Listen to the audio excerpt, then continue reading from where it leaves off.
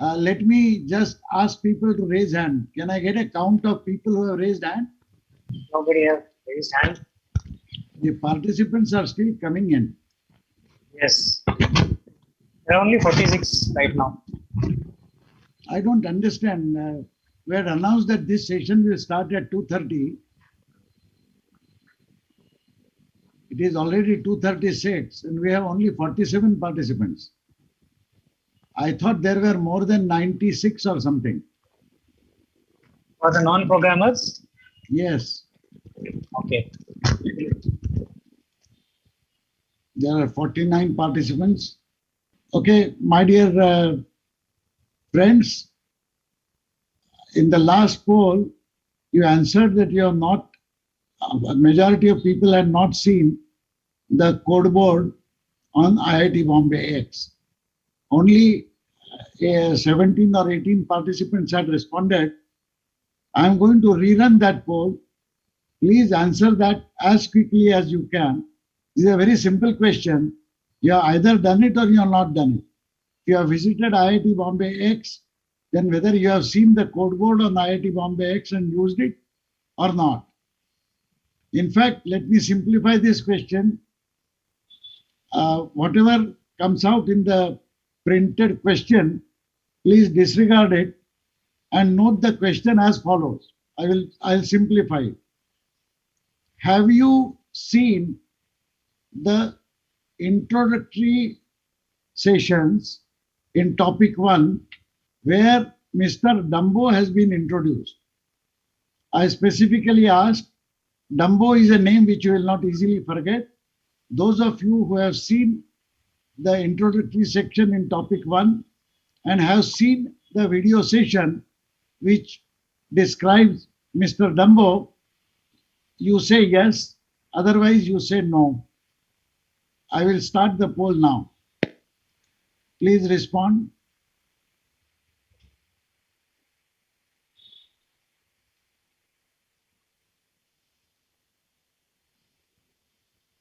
Only 35 participants have responded so far, whereas I see much larger number. Kindly say yes or no to the question. The question is, have you viewed topic 1 videos, in particular, the introductory video which introduces Mr. Dumbo? Yes or no? That's a simple question I have asked. Please respond to the poll, please. Yes. One or two have still not responded. And almost half of them have not seen the introductory video. All right. I got what I wanted. Let me go back to this poll. So, my dear friends, this is very unfortunate. As you know, we specially extended the workshop.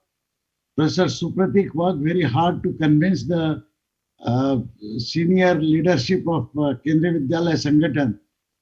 And we all wanted to ensure that you learn some basics of pedagogy and some very basic elementary things about programming, so that when you qualify for the workshop, your certificate will be justified. I would once again like to request you two things. Number one, these special sessions from 2:30 to 3:30 are being held only for your benefit. They're not meant for others, although they can join. Number two, you must look at the IIT Bombay X platform and view the sessions, at least which are the introductory sessions, the pedagogy related sessions which have been recorded and put on the platform. So if you are not able to do the online work in the remaining period, then sadly we have to assume that all of you are treating this workshop to consist mainly of these interactive sessions on Saturday, Sunday. That is very unfortunate, because that was never ever the intention. Mainly the workshop activities are to be completed online. The interactive live sessions are meant to clarify your doubts. For your group, specifically, we have added an hour so that we could explain a few things to you. But when we explain something, we presume that you would have done at least some background work. I have no choice but to run the Dumbo video, which is about 14 minutes, once again for all of you. I would sincerely request that later on you should go through all the topic one videos on your own from the platform so that you get a comprehensive benefit of how computers and basic concept of programming is to be introduced to people who have no clue about programming. In fact, you are the people like that, and that is why we had expected that you will use this opportunity. Doesn't matter. I'm now sharing my screen. Welcome to this session. Yeah, it's audible. With programming. Today, Audible, sir. A special character called Mr. Buddhuram Dambo. First, let us look at what we discussed last hour. We had seen that a computer can handle numerical values.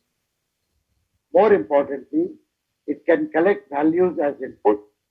It can do some computations to produce new result values, and it can give us the desired result as output value. I will pause here to once again explain the gist of whatever we had discussed in earlier sessions. What we are saying is a computer, apart from other capabilities, definitely has three capabilities. Number one, to collect certain input values from us. Number two, do some computations to calculate some result value. And number three, to give it to us or print or show either the result value or anything else that we ask the computer to show. All that we are saying is the computer will work only when we give it instructions to do all of these. Let us see how this caricature that we have introduced represents roughly the working of a computer. It can operate only when a program is given to it. Program consists of a series of instructions. We also noted that a computer will first read and understand the entire program. Recall the technical word that we use, compilation, translation. So this is a phase in which the computer reads and understands the entire program, and then it executes the instructions of the program in specified order. We have invented a character, and in this lecture, we are going to visit that character. His name is Mr. Buddhuram Dambo. Buddhuram is a Hindi word which actually rhymes with Mr. Dumbo in English. He's a simpleton character, not very intelligent, cannot think on his own. However, he can diligently perform the actions that he is capable of performing, provided we give him instructions for doing each and everything. In short, Mr. Buddhuram Dambo does not do anything on his own. In order to carry out computations, Mr. Dambo will require certain tools. We shall see what those tools are. More importantly, since Mr. Dambo, like a computer, can execute a computer program, we must learn how to instruct Mr. Dambo. In short, we will learn how to write a program for Dambo. More specifically, we shall see the input, output, and assignment instructions, and finally, a declarative instruction which shall permit us to tell Mr. Dambo that we are going to use such and such names in our program. This is Mr. Buddhuram Dambo. Is a line caricature of Mr. Dambo. Here is a more solid form. He looks like a robot, but he is not a robot. He is a human caricature. So let us see what Mr. Dambo can do and what Mr. Dambo cannot do. First and foremost, Mr. Dambo has poor memory. So even if we give him a number, Mr. Dambo cannot remember that number in his head. He is perpetually confused. He does not carry any information inside his head. He is capable of doing things which he sees. He is capable of executing instructions which we give, but poor fellow cannot remember anything at all in his head. Now, Dumbo has to store numbers that we give him. He also has to store the numbers which he calculates. So he will need some device to work as memory. We have given Mr. Dumbo a cupboard full of drawers. These drawers serve as memory locations for Mr. Dumbo. We will stipulate that each drawer can contain one value. Notice that these drawers have names A, B, C, D. These are arbitrary names, by the way. They need not be alphabetical names like this. In fact, these are not the names which Dumbo chooses. These are the names which we shall choose to use in our program. And Dumbo will merely affix those names to the drawers so that he can identify a particular drawer whenever we use a name in our instance. Here is some kind of a caricature drawn in an animation mode.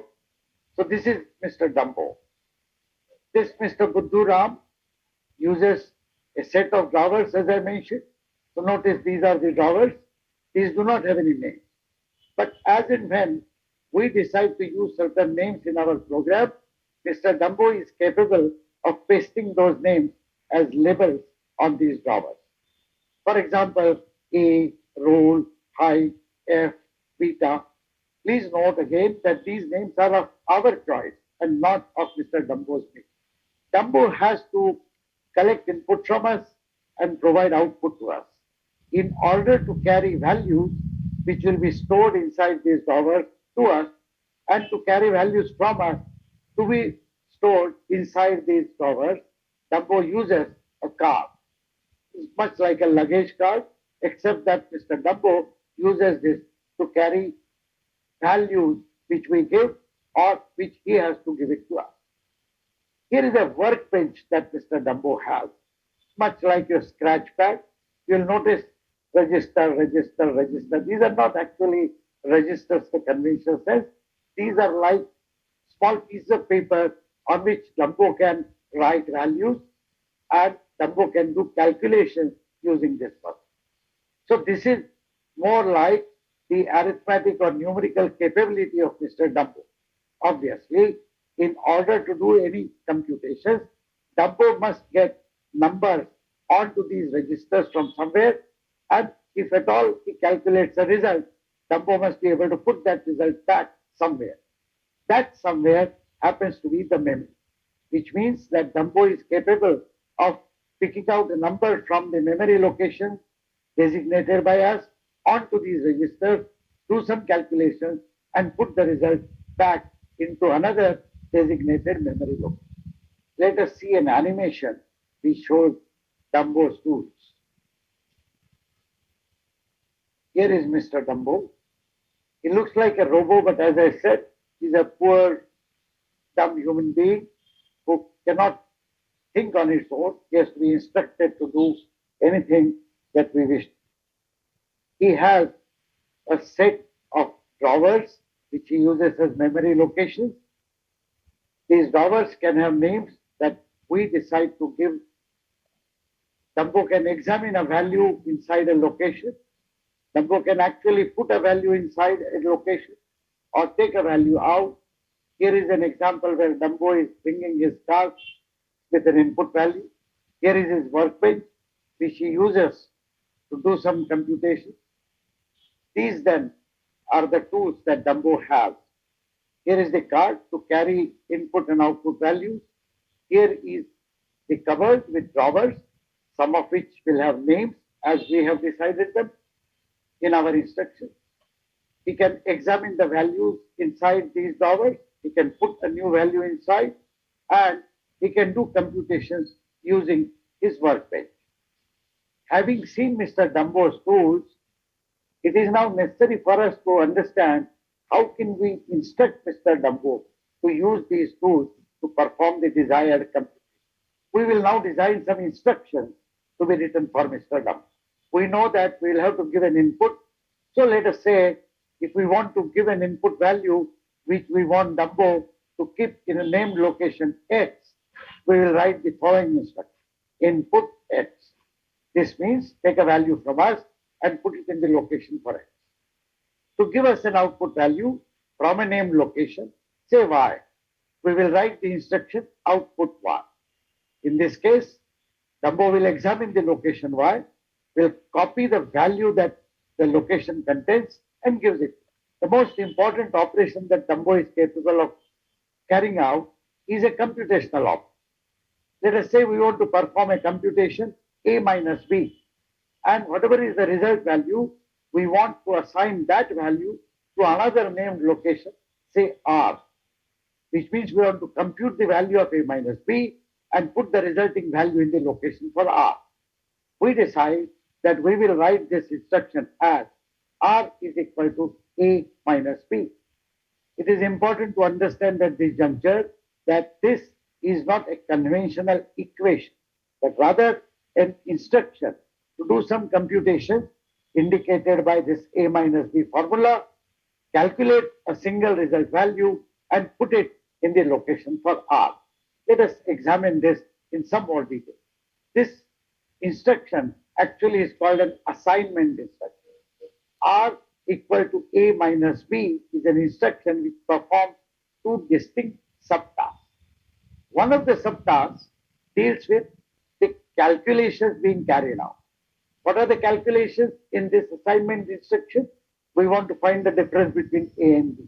Well, these calculations are written on the right-hand side of this equal to symbol. The other subtask is to put the calculated value in the desired location. So these two subtasks are written on two sides of the equal to symbol. Consider this equal to symbol here. There is a right-hand side and there is a left-hand. The computational expression is written on the right-hand side and the name of the destination location is written on the left-hand. So this instruction is set to perform an assignment operation. It calculates the value A minus B and resulting value is assigned as a new value to location R. We will also need to tell Mr. Dumbo what kind of names and symbols we are going to use. We will use several names in our instructions, A, B, R, etc. Now Dumbo has to associate these names with specific drawers. It is important to tell Dumbo about all the names that we will use in our program. So we now design a declaration instruction. A declaration instruction will, for example, say use locations A, B, and R.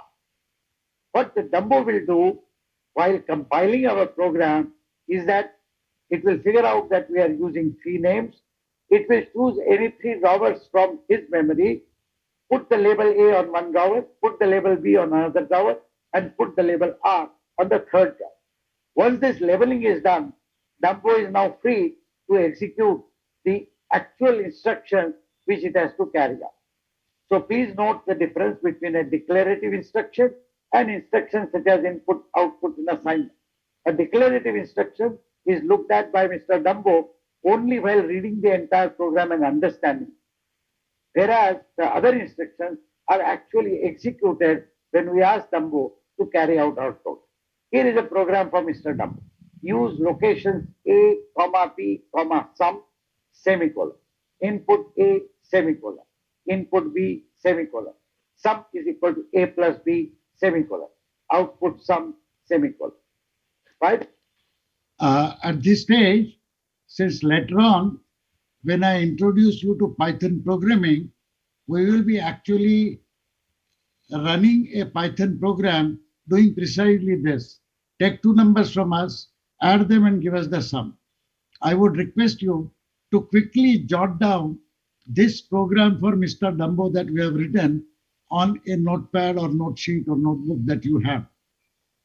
Basically, I want you to write, you forget this use location statement. If you have written, that is fine. But basically, I want you to write the instruction input A semicolon, instruction input B semicolon, sum is equal to A plus B semicolon, and output sum. If you have done that, we will use that as a reference when we write the Python program for making a computer do precisely this at a later stage. Why do I write semicolon here? I could have written a full stop. I need not have written anything. The reason I have chosen a semicolon is to distinguish between one instruction and another. Two instructions which are written consecutively should be separated out by some symbol. Most programming languages in these days use a semicolon, and that is the reason why we have decided that Dumbo should also be instructed using instructions which are separated by semicolon. Notice that the first instruction is actually a declaration instruction which tells Dumbo that we are going to use three names in our program, A, B, and sum. The next two instructions are the executable instructions through which Dumbo will get a value for A and a value for B. The third instruction is an assignment instruction where the right hand side A plus B is calculated first by Dumbo and the single resultant value is assigned now to the location for sum.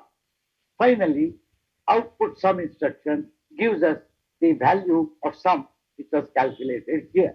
Notice that this is a complete program and it will result in Dumbo finding out the sum of two numbers that we give him and we will get the result.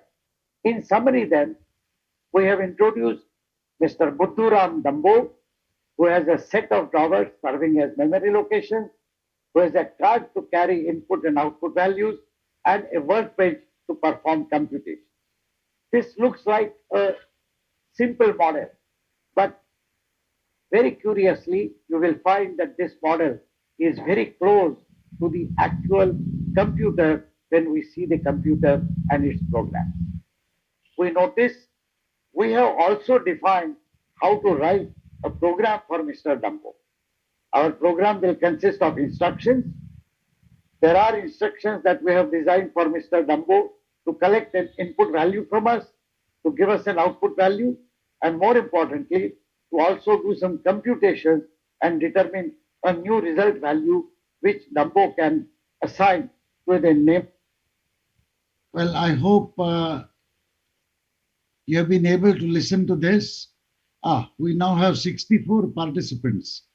My dear colleagues who came in late, may I request you once again with a folded hand to please join this session at 2:30. By coming late, you unnecessarily waste the time of others. Thank you. All right. Now, you have seen the caricature Dumbo representing a computer. In real life, a computer will have to be programmed by us. The programs can be written in various ways on modern computers. We have chosen a particular way which permits us to write programs and execute them on internet itself. That is the purpose of introducing you to the concept of code board, which is actually a computer sitting somewhere else, but we can write the code, we can write the program. That program is taken to the cloud server and the program is executed and we get the results. That is the beauty of this code board. Let me now share my screen with the code board site. You know, there is a code board, and we had asked this question. The code board has been embedded into the IIT Bombay X platform. That means when you are viewing the sessions, when you are going through the course material, you don't have to get out of the IIT Bombay X platform to run your programs on code board. However, quite independently, everybody in the world can actually access this code board by directly accessing the site for code board. So let me share with you the screen which actually is a, so let me see where is the code board. Please see, you may not be able to read the top line. I hope it is visible. It is https://codeboard.io/users/dbp. You would ordinarily go to codeboard.io alone. That is the main site. When you log in, you will get your own credentials. For example, I have logged in as DVP. DV Phatak is my name. Deepak Phatak is the name. So this is the first screen that I will get. On this screen, if I have uploaded a photograph, I'll see that, where my location is, etc., etc. But more importantly, is the second part of this page, which says projects and submissions. Let us forget the submissions. Project is actually a mechanism that CodeBoard offers for us to create and run our programs. For example, let me show you a particular project called My First Program. This is the name of a project. Let me open this. When I click on this project, the project will be open. It will say the title of the project is this. This is the traditional way to start. This is a comment which I have written. I will show you how you create a project and what happens to it. To greet the entire world, signifying the unity and nearness of all beings on our planet. This hefty line will translate into a simple message which you will see. You have to choose a language. CodeBoard permits you to write and run programs in multiple languages, including C++, Python, Haskell, so many. The owner of this project is me. The share means a number comes, you can actually take this project, copy it, use it. Most of the projects done on CodeBoard are usable by anybody who is a member of the CodeBoard community. IDE stands for Interactive Development Environment. This is in fact the environment in which we will write programs and we will be executing programs. Let me open my first program, which is a project in the interactive development environment. I hope you can see this. I have slightly expanded the character set so that you can see it. Ordinarily, you will see it like this. Okay, but I have expanded the font so that you can see it better. I hope you are able to see that. On the left-hand side, you will find a tree structure. So you will see codeboard.io. You will see this, root codeboard.json.h, main.py. Currently, these names may not mean much to us, but just remember main.py. That is the place where you write your program and where the CodeBoard will execute that code. This is the space on which we write our program. This is the place which will display the output, and this is the area in which you give input to your program. Please remember input, output, and computations.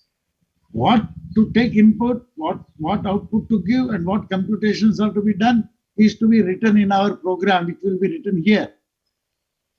In this window, you will see the output. In this window, you will have to give the input. Let me look at the program.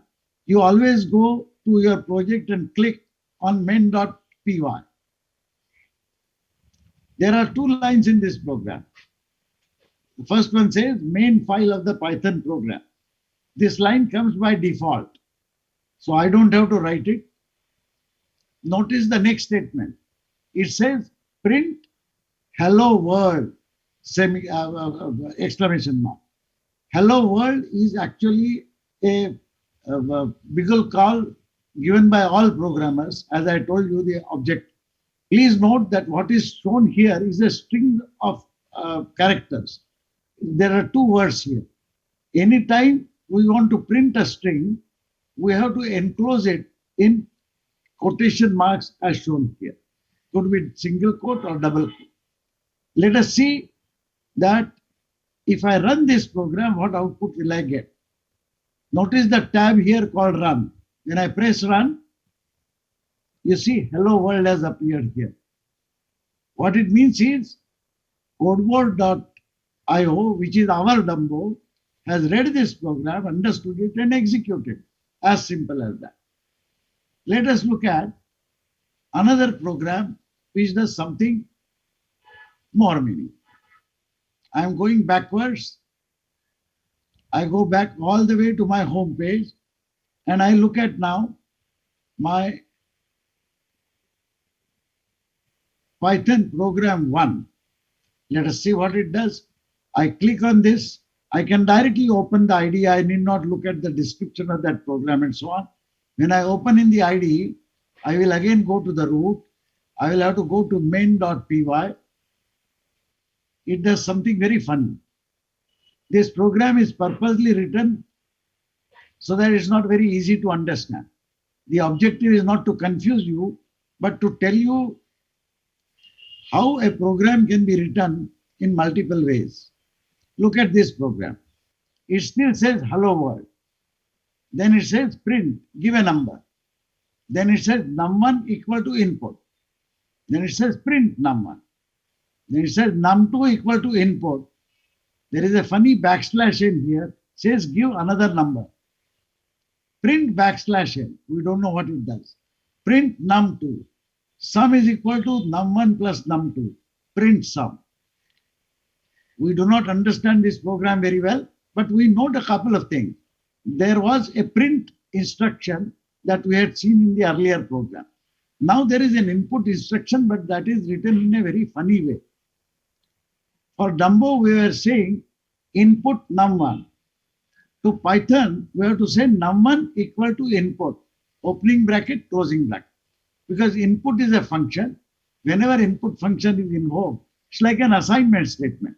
The right-hand side of the assignment statement does not contain computation, but it contains invocation of an input function.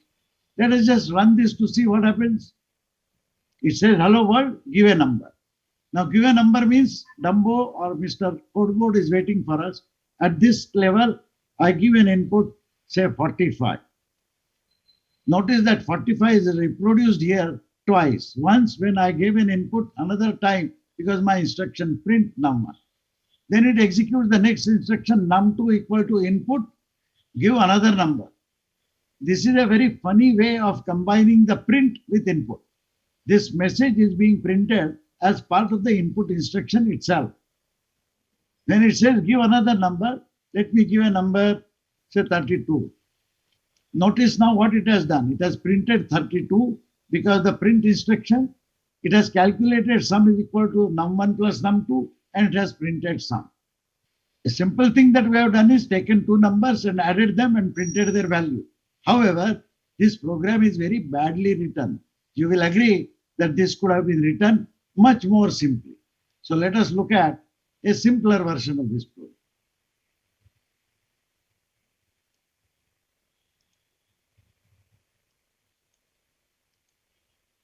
This program does not do any calculation.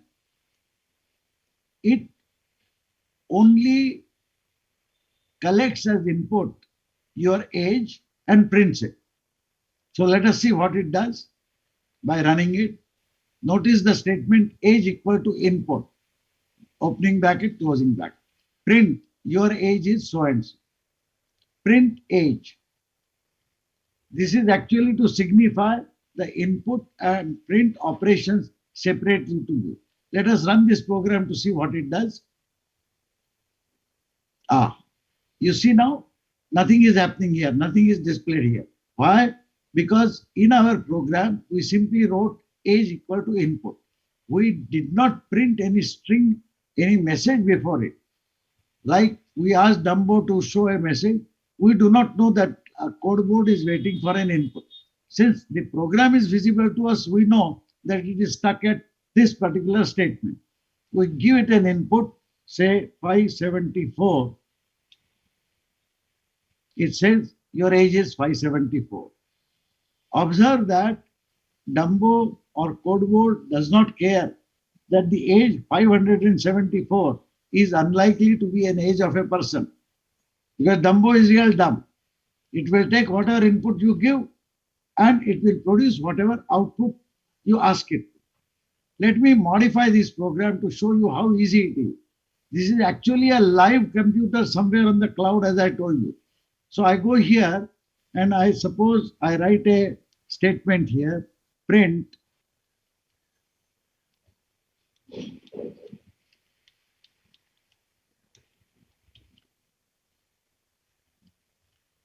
suppose I want to show me when the program is executed a message, give your age, and then I collect the input as and assign it to age and then print it.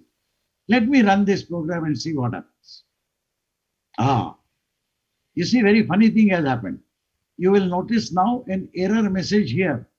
file dot root slash main dot py line 4. Let us see the significance of this error message. Dot root slash main dot py shows the hierarchical location of our Python program. This is the root. Under that root, there is main.py. That is our program. It says in that program, line 4. So we can see line 4 here. Print, give your age. Syntax error, invalid syntax. What is wrong? We are asking codeboard to print a string, but we have forgotten to enclose that string in double quotes. So it gets confused. It may think that there is a location called give, location called your, location called age, etc., which we are asking it to print. But after this correction, let us run it again and see what happens. You will notice that this statement has been executed. It asks you to give your age. Let us be sensible here and let us give, let's say my age, which is 73.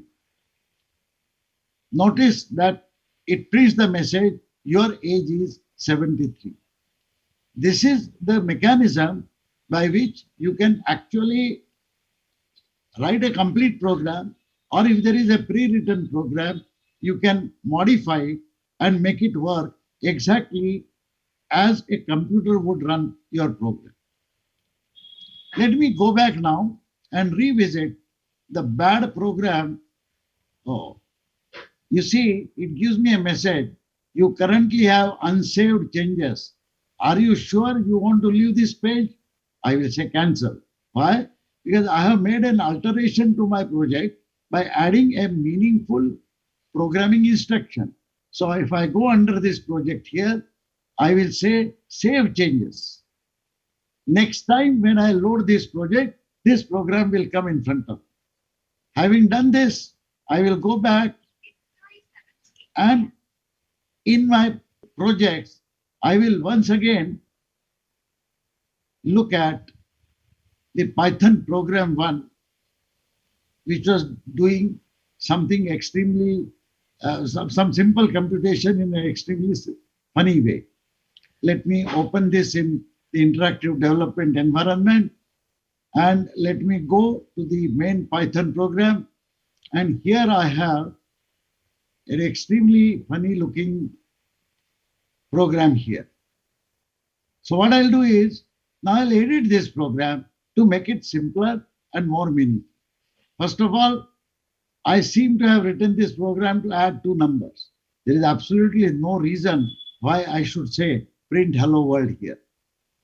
Please note that there was a blank line, one more blank line is added. In Python programming, blank lines don't mean anything. Please also note the first line once again, it is differently written than remaining lines. It has a hash symbol at the beginning.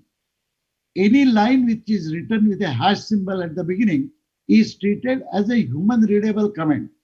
Python does not try to interpret it at all as an instruction. So this is like telling Mr. Dumbo, ignore such lines. Well, now let us look at what we have said here. Print, give a number, makes sense. Num1 equal to input, makes sense. Print num1, makes sense. Num2 equal to input. Now, I will like to repeat whatever I have done here for first number and second number. So, I would rather say here, print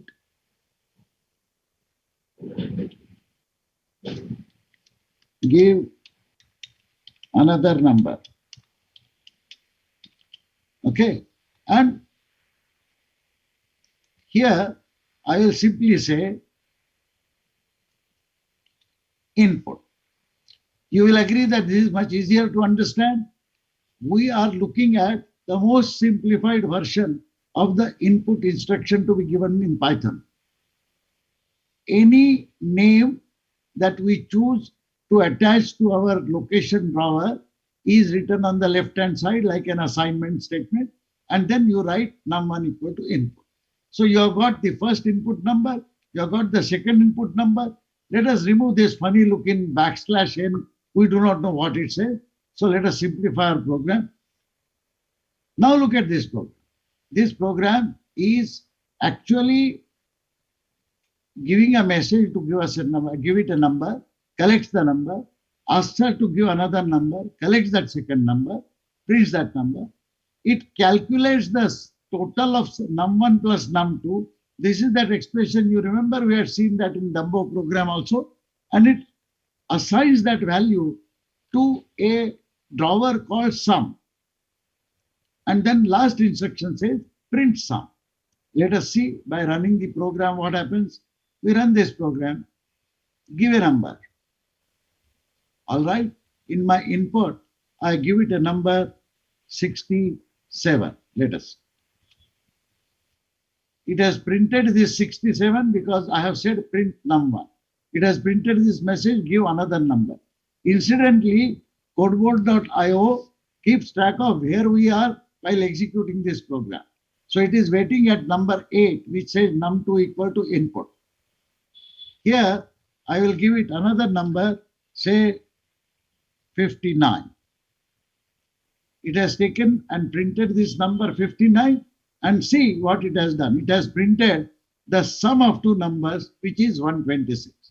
Unfortunately, this does not clearly tell us that this is the sum. So we might want to add here a statement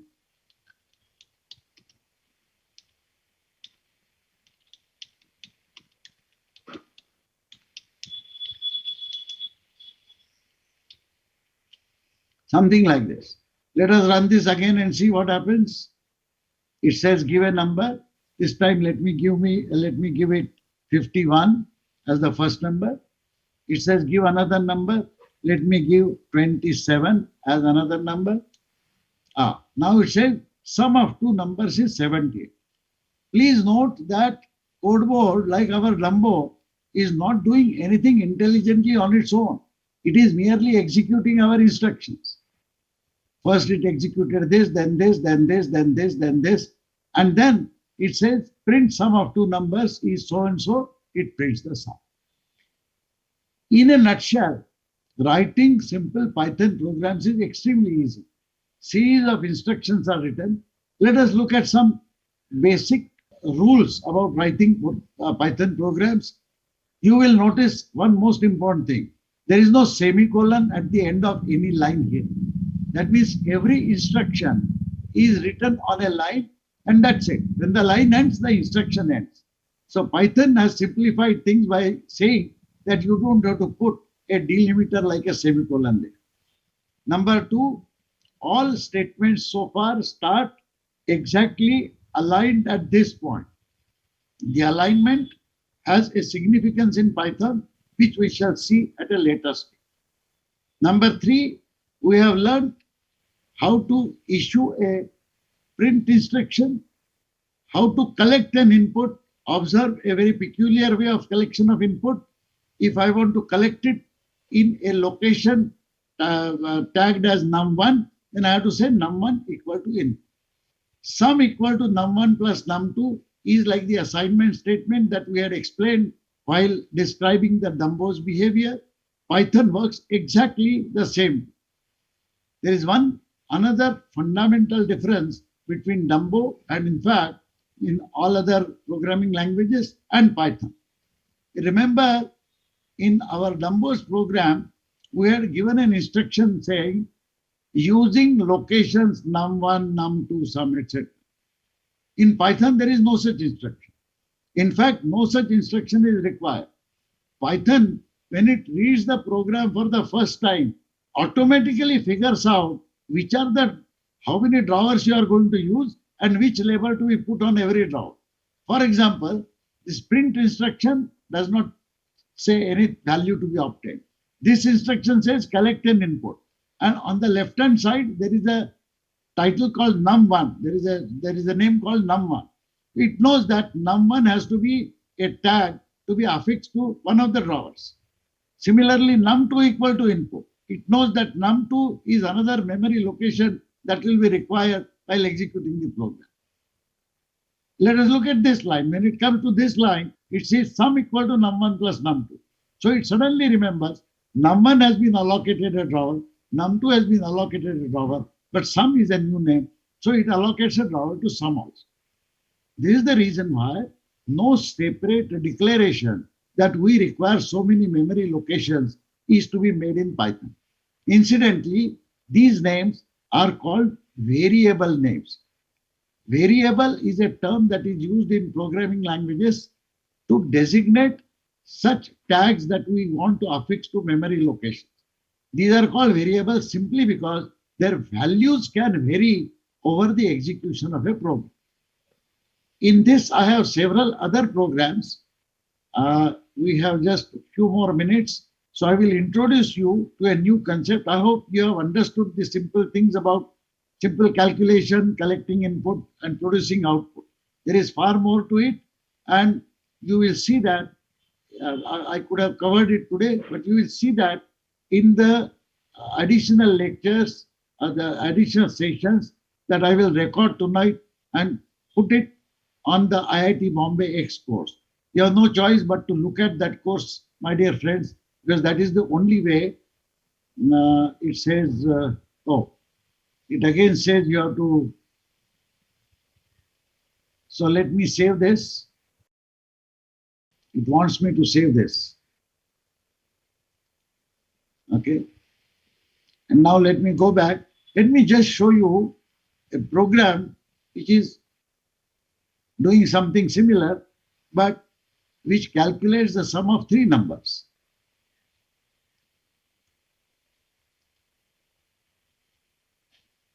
The program is organized slightly differently.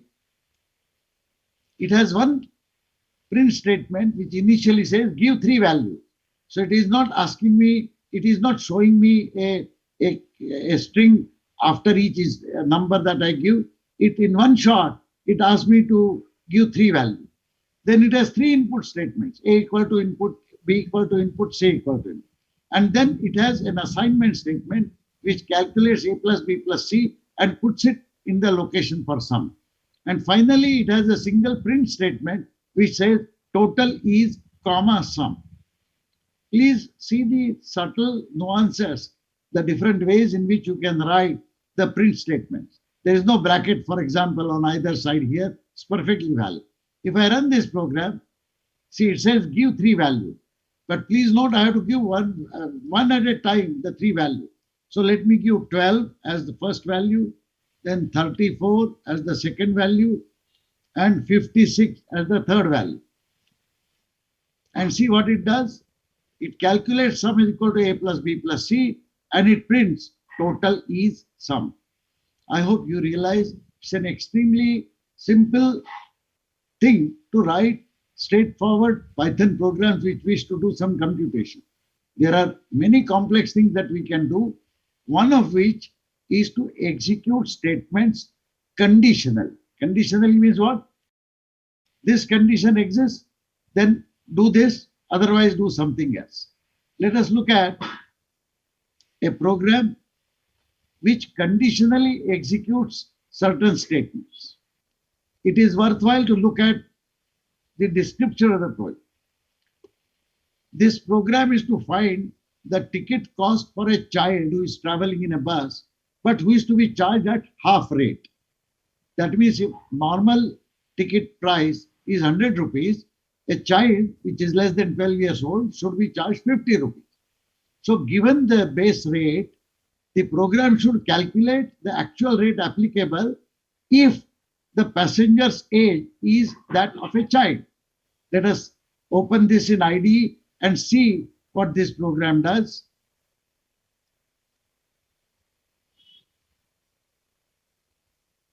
BR equal to input, give the ticket rate.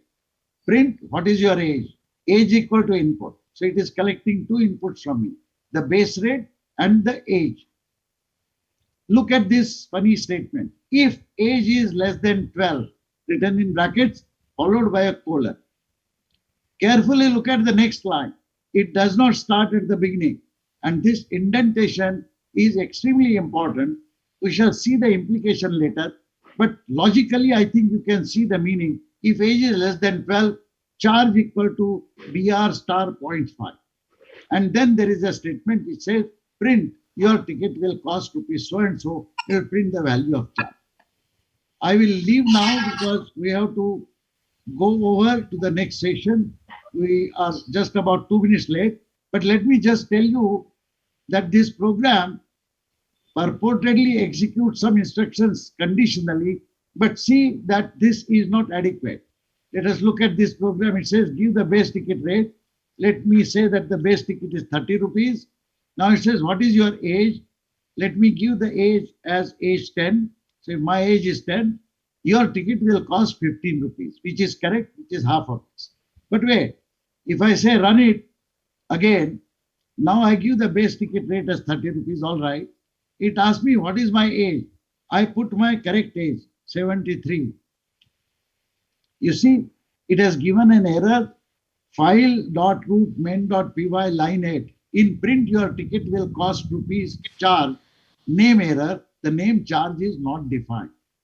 Notice that it has allocated location for age, location for BR, but when it has allocated the location for charge, and you are asking it to print the charge, it is saying name charge is not defined. Why is that? Because charge is being given a value only conditionally, only if age was less than 12. If age is not less than 12, then Python program does not, Mr. Codeboard or the computer does not know what is the value of charge. And that is why this is the error. We'll leave it at this and we'll discuss this further again, extending it to the simple iterative execution of instructions in tomorrow's session. My request once again to all the members of the third group, please do two things positively.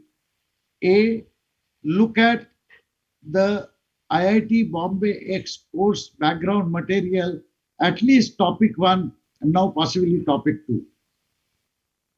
Arguably, those topics, subsequent topics cover C++ programming.